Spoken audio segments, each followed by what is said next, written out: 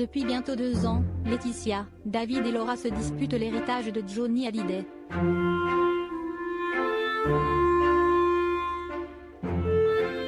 Mais le taulier n'a pas seulement laissé derrière lui un riche patrimoine.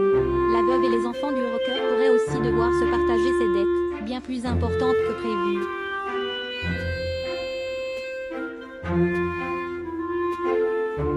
Se rapproche-t-on d'une résolution de la succession de Johnny? Alors qu'un nouveau chapitre de la guerre autour de l'héritage du taulier se profilait, la veuve du rocker semble agiter le drapeau blanc.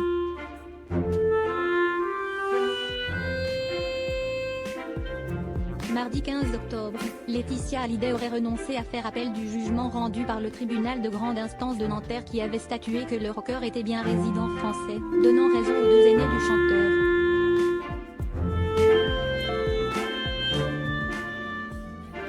Une main tendue à David Hallyday et Laura Smith, la preuve d'une volonté d'apaisement en tout cas.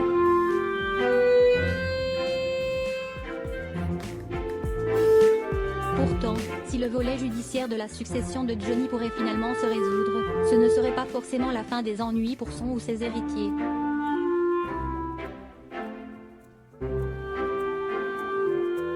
Car le fisc s'intéresserait aussi au patrimoine du taulier, Johnny ayant selon certaines sources laissé une ardoise plus que conséquente aux impôts.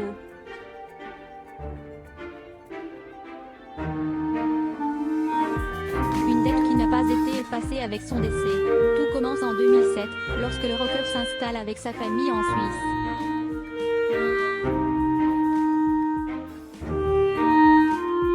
Si ses revenus personnels sont alors imposés dans son pays de résidence, ses activités artistiques et commerciales continuent à dépendre de la France, où il réalise ses bénéfices.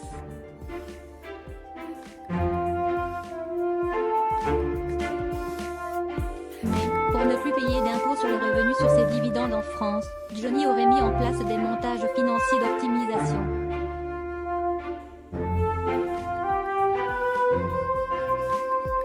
Montage qui lui aurait finalement valu de se retrouver dans le collimateur du fisc et d'écoper d'un redressement.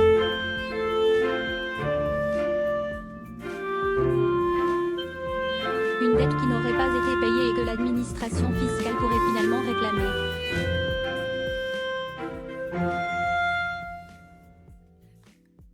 Sauf que selon